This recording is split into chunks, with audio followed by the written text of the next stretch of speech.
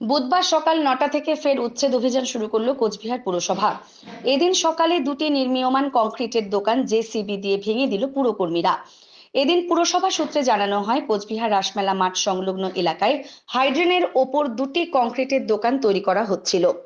বারবার তাদের নোটিশ দেওয়ার পরেও কাজ বন্ধ না করায় এদিন সকালে সেই দোকান দুটি ভেঙে দেওয়া হলো।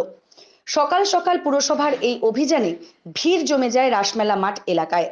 পুরসভা সূত্রের খবর, যারা নিকাশি নালা বা হাইড্রেন আটকে ব্যবসা করছে তাদের নিজেদের দোকান নিজেদের সরিয়ে নিতে হবে, না হলে পুরসভা সেই সমস্ত দোকান ভেঙে দেবে। হাইড্রেনের ওপর, নিকাশি নালার ওপর দোকান তৈরি করার কারণে ড্রেন পরিষ্কার করা সম্ভব হয় না। এ কারণে অল্প বৃষ্টিতেই জলমগ্ন হয়ে পড়ে শহর।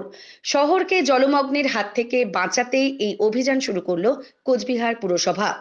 পাশাপাশি নিকাশি নালার মধ্যে বিভিন্ন নোংরা আবর্জনা আটকে থাকার কারণে মশা মাছিরও বংশবৃদ্ধি হয়।